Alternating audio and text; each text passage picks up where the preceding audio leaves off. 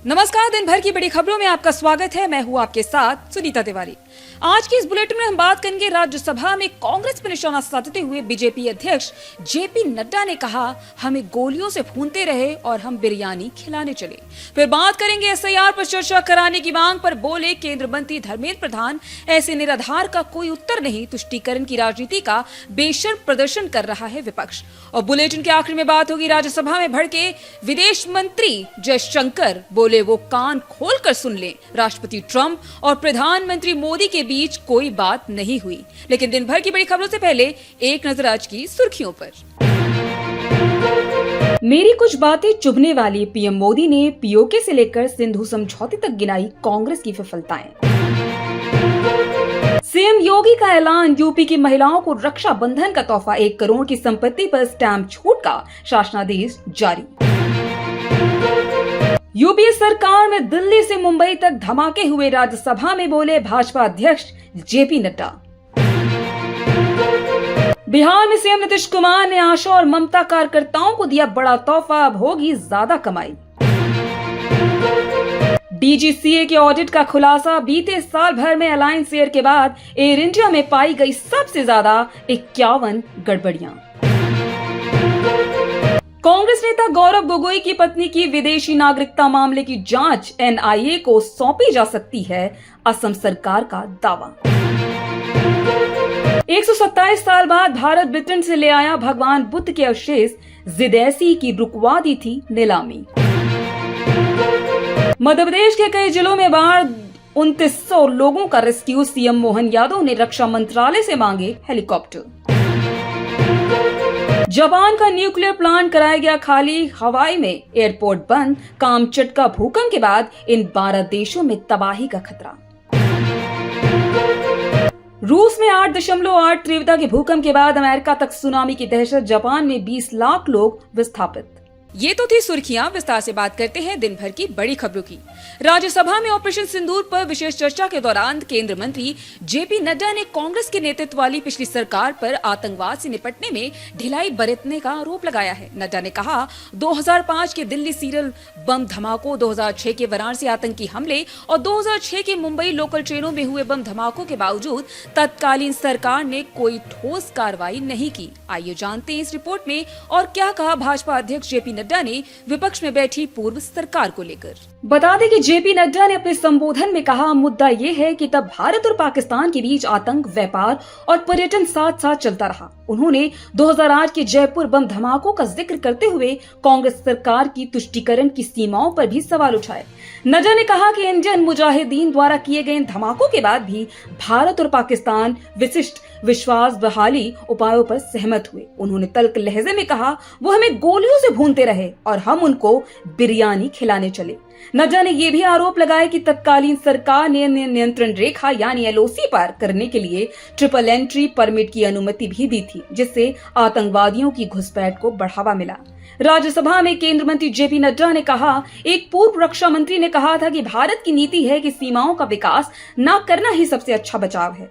अविकसित सीमाएं विकसित सीमाओं से ज्यादा सुरक्षित होती है। उन्होंने कहा, एक पूर्व गृह मंत्री ने कहा था कि मुझे कश्मीर जाने में डर लगता है। जेपी नड्डा ने कहा, हम इस देश में अंधकार में जी रहे थे। 2014-2025 तक जम्मू कश्मीर को छोड़कर देश में आतंकवादी हमले बंद हो गए। जेपी नड्डा ने आगे कहा, उरी सर्जिकल स्ट्राइक की बात करें तो 1947 के बाद यह पहली बार था कि भारतीय प्रधानमंत्री ने सार्वजनिक रूप से कहा कि उरी हमले के दोषियों को बख्शा नहीं जाएगा और 3 दिनों के भीतर सर्जिकल स्ट्राइक की गई और आतंकी ठिकानों को नष्ट कर दिया गया। यह बदलता भारत है। उन लोगों की तुलना में राजनीतिक इच्छा शक्ति देखिए जिन्होंने कहा था कि हम देखेंगे कि क्या करना है। बिहार में एसआईआर के विरोध को लेकर केंद्रीय मंत्री धर्मेंद्र प्रधान ने विपक्ष पर निशाना साधा है। उन्होंने कहा, विपक्ष इसका मजाक उड़ा रहा है।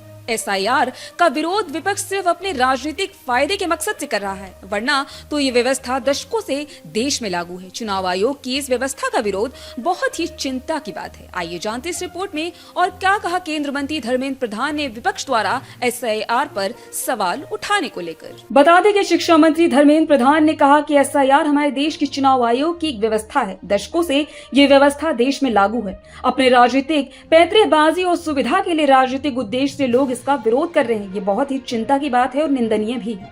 एसआईआर पर विपक्ष की चर्चा की मांग पर उन्होंने कहा कि किस पर चर्चा करना चाहते हैं, क्या चुनाव आयोग पर? उन्होंने कहा, चुनाव आयोग पर लोकसभा क्या चर्चा कर सकती है? क्या हम यहाँ सुप्रीम कोर्ट पर चर्चा करते हैं? उन्होंने आगे कहा कि जिनको मूल संविधान की समझ ही नहीं है, इस तरह के कृतक का कोई उत्तर नहीं है।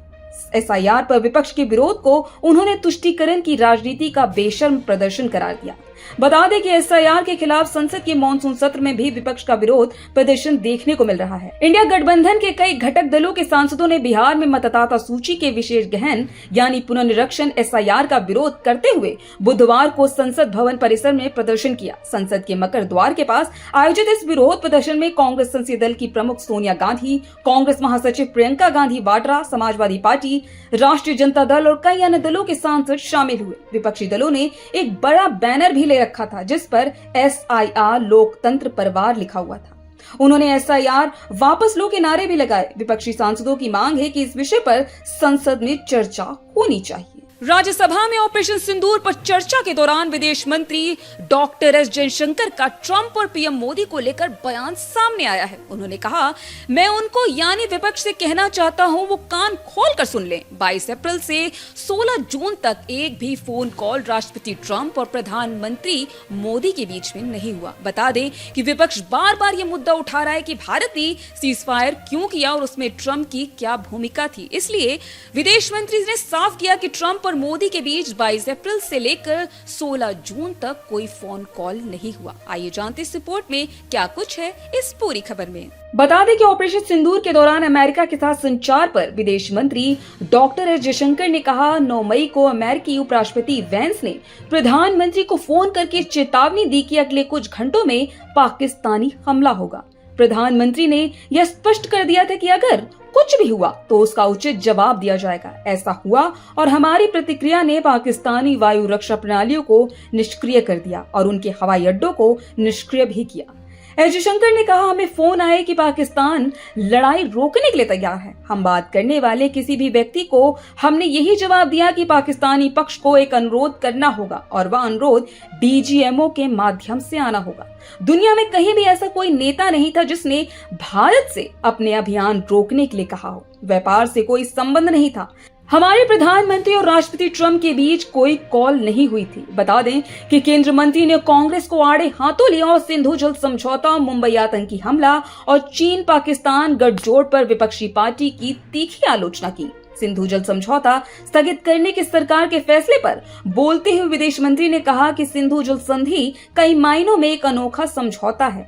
मैं दुनिया में ऐसे किसी भी समझौते के बारे में नहीं जानता जहां किसी देश ने अपनी प्रमुख नदी के पानी को दूसरे देश में बहने दिया। जयशंकर ने इसके लिए तत्कालीन कांग्रेस सरकार को जिम्मेदार ठहराया। आरोप लगाया कि तत्कालीन सरकार ने अपने देश के हितों की अनदेखी कर पड़ोसी देश के हितों का ध्यान रखा था। तो आज इस बुलेटिन में इतना ही। आप देखते रहिए थे लोकसभा।